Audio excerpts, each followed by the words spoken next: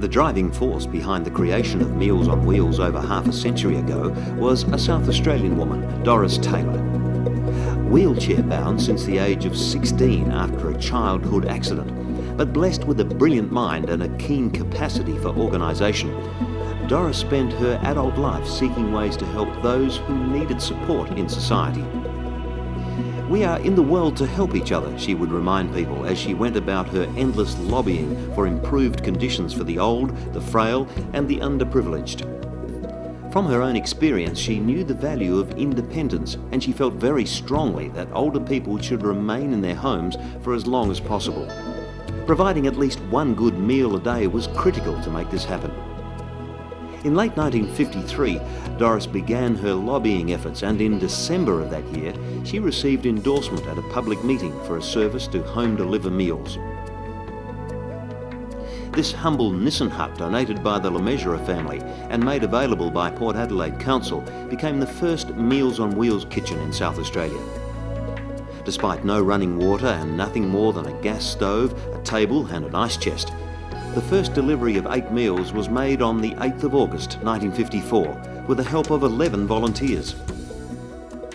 Thanks to the determined efforts of one woman, Meals on Wheels was underway, and its support and growth were unstoppable.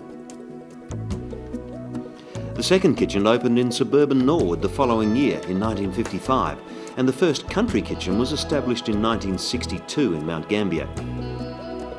Doris lived to see 21 Meals on Wheels kitchens open in South Australia, as well as seeing her concept spread interstate. More than half a century later, South Australia has more than 100 Meals on Wheels branches. The organisation is now the guardian of a great tradition of selfless service and compassion. I think the first point to make is that our purpose remains unchanged, and that's to provide affordable, nutritious meals and that friendly contact to our clients. So the heart and soul of Meals on Wheels remains unchanged. But how we respond to changing client needs and changing volunteer needs will influence what happens to Meals on Wheels in the future. But they'll be evolutionary as we listen to our clients, talk with our volunteers and liaise with other stakeholders, and transform the service and evolve the service to meet the purpose, which doesn't change, into the future. So we're going to continue to invest in our kitchens and facilities so we can provide the right environment for our volunteers and staff to carry out and deliver the services to our clients.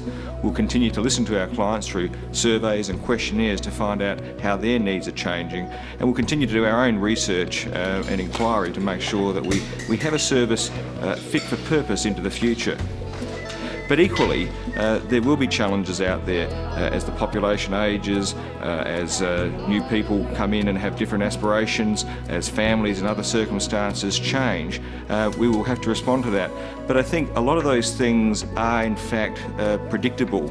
The future is actually not something to be frightened of. It's something that we have a very clear idea of how it will unfold. And so our ability to respond to that, I think, is something we can plan for. And with the help of our volunteers and our other key stakeholders, we are well placed to respond to those challenges ahead.